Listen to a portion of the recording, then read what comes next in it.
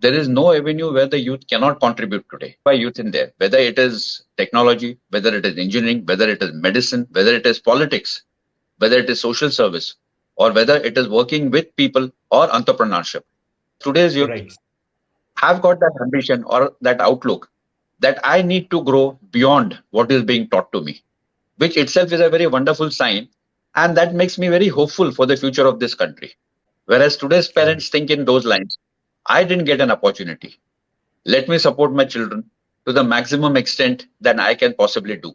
You have to carry people along with you. To give credit to our ex late president, Dr. Abdul Kalam, I vaguely remember reading an article in one of the newspapers that when he came for the convocation of IIT, he congratulated everyone. And at the end of his speech, he said, I would really like to see the IIT graduates having n number of patents on their name, having n number of researchers on their name, and being entrepreneurs. This is your host, Haque in our chat show, Hustle with Haque. And today we are welcoming our guest, Honorable Captain Sanjay Karve, who is currently serving as Chief Pilot and Accountable Manager at Govt of Maharashtra, an alumni of National Defense Academy, and in earlier roles, he has served at Indian Navy in the roles of examiner and instructor on helicopters operated by Navy, commanding an air station at politically sensitive area of Ramnad, responsible for flight safety and operations. Welcome, Captain. Today we'll be interacting with him on the topic of role of today's youth in India of tomorrow. Welcome once again, sir. And before we Thank you very begin, much. you want to add something before we begin? I wish all my viewers a very lovely and wonderful afternoon. Okay. And it's nice to be interacting with today's youth in that way. Thanks a lot, sir. So, respecting your time and respecting your schedule, I'll directly throw you the first question. The first question, as you know, the topic of today is about youth and how they can play a significant role in the India of tomorrow. So, what do you think are the avenues where youth can contribute significantly to build India? If you look at it very honestly, there is no avenue where the youth cannot contribute today. Unlike some years ago, where a lot of avenues were restricted by a lack of knowledge, lack of expertise, like my generation, when we grew up, we were restricted to certain avenues. The standard culture was either you're going for engineering or you're going for medicine. Or if you're not inclined towards engineering or medicine, you go in for teaching. There was really no avenues or no exposure available, and whatever little avenues were available, the families or the parents across the spectrum of the society were reluctant to send their children across. They were scared as to what the future would hold for them.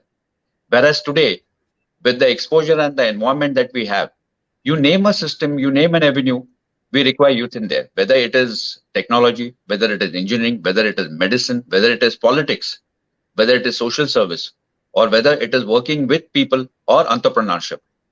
If you look at last about 10 to 15 years, 30 to 40% of IIT graduates have foregone beautiful offers from India and abroad and decided to branch out on their own, which was something unheard of during my younger days. My Yes. younger days, IIT was a ticket to a good, comfortable job and a guaranteed future either in India or abroad. None of my batchmates ever thought of being an entrepreneur after passing through IIT. The logic was, फिर IIT किस लिए जाना है? If I had to still struggle after going through IIT or IIM, फिर इतना struggle क्यों करना है? Whereas today's youth Right. have got that ambition or that outlook that I need to grow beyond what is being taught to me, which itself is a very wonderful sign. And that makes me very hopeful for the future of this country.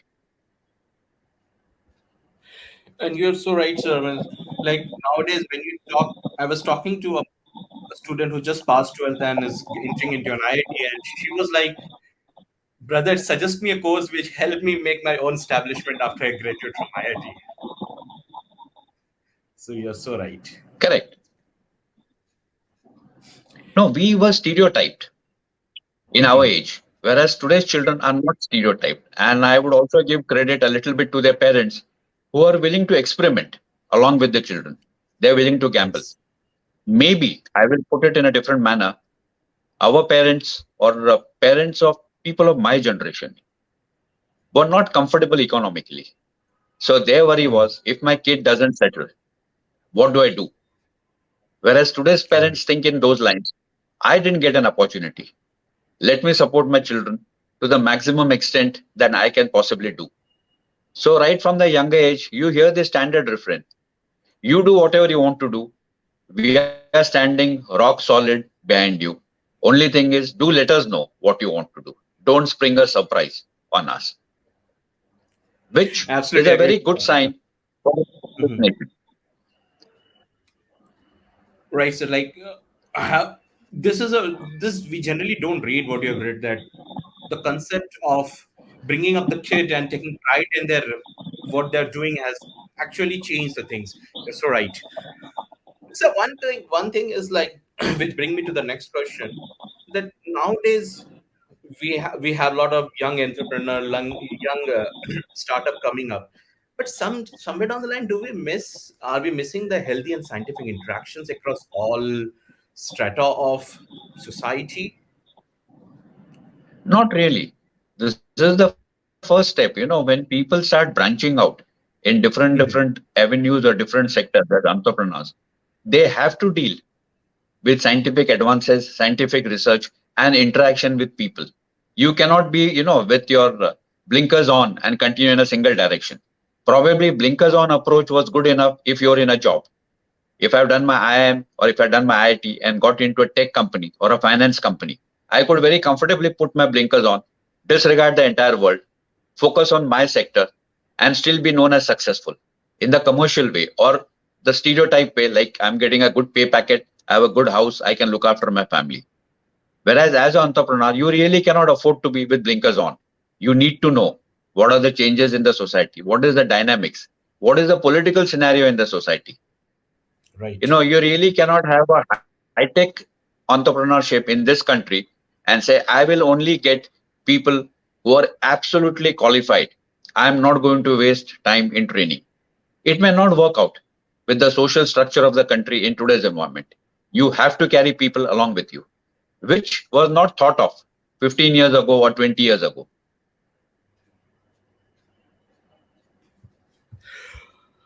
And I think, sir, one of the credit goes to, and like, not doing political, but definitely, but from various forums, the importance of innovation has been highlighted, importance of youth, importance of people taking initiatives have been highlighted, even from academics and all other forums. That has made a change, I think.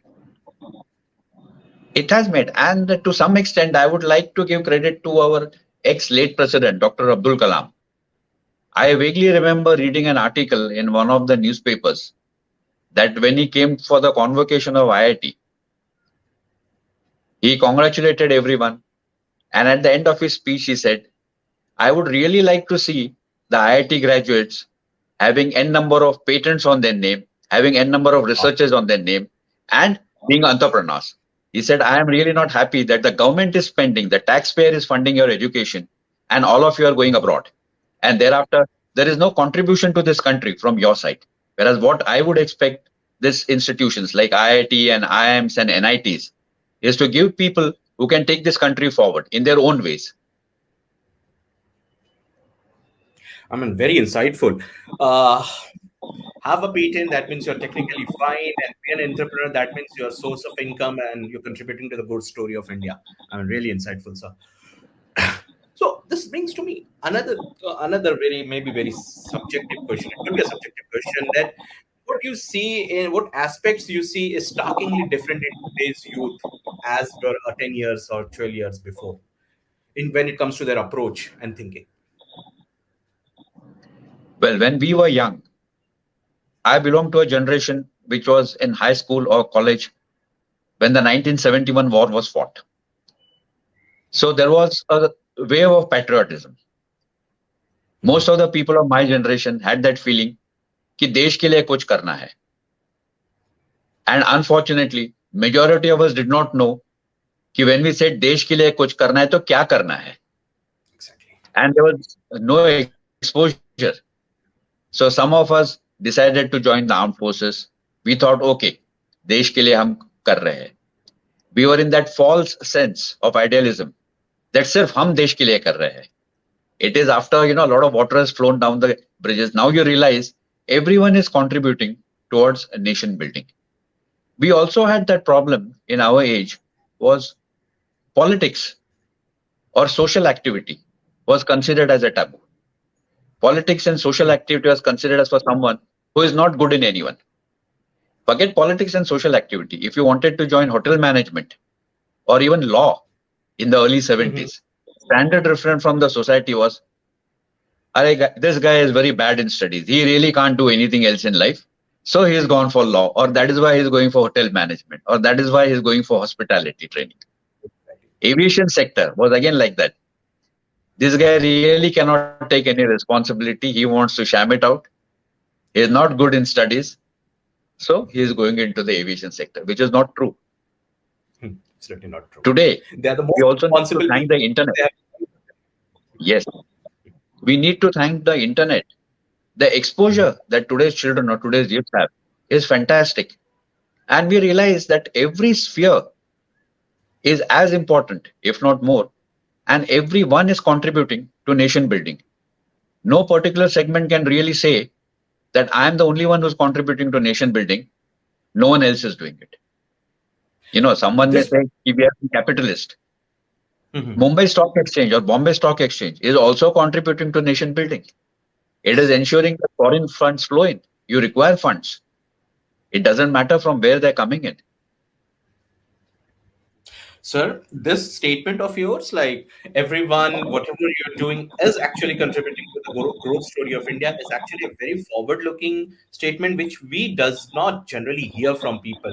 We still are more or less like defense forces are the one who are for the nation, and we are just earning for ourselves. But I mean, that's a really forward-looking statement, and I always somewhere down the line believed in that ethos. What you just said. Thanks for bringing this up. No, you look at Japan. Japan is a very highly developed nation. Everyone talks highly about Japan, technology, infrastructure. But when you talk of Japan, what is the first thing people talk of? Oh, trains and transportation system in Japan always runs on time. So I would look at it that it is the transportation sector or the people who are manning the trains, running the trains. They are the ones who have put Japan on the global map. When we talk of Japan, this is the first thing we talk of. The punctuality of the system, the punctuality of the transportation system. That is what we talk of. So how do we say that transportation or that person who's running the train or the person who is ensuring that the trains run is not contributing to the nation? In fact, I would say he is the one who's put his country on the world map. That is how we know Japan. Like Germany, we say excellence in technology, excellence of mechanical works. So it is the people who are working in factories. They have put Germany where it is today. No one really talks of Germany's armed forces or Germany's, provinces and other spectrum.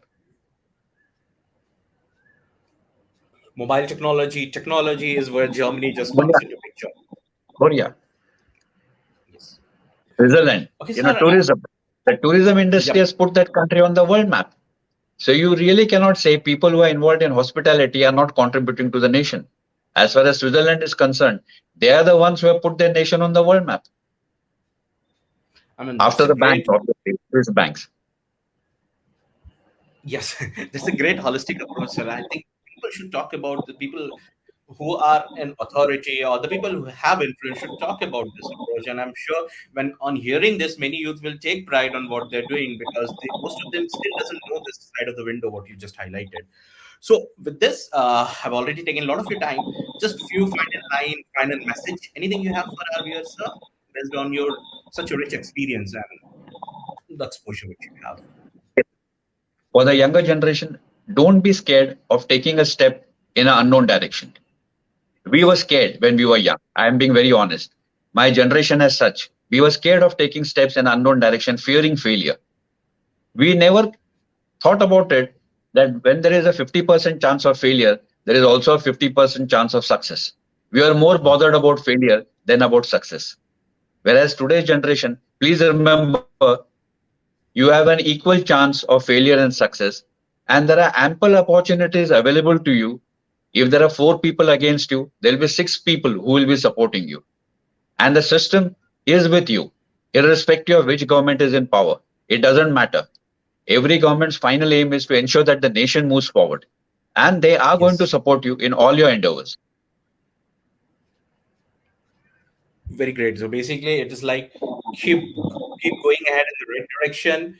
Always strive, and at the end of the day, there are resources to support you, and there will be people to support you. And don't hesitate to change track.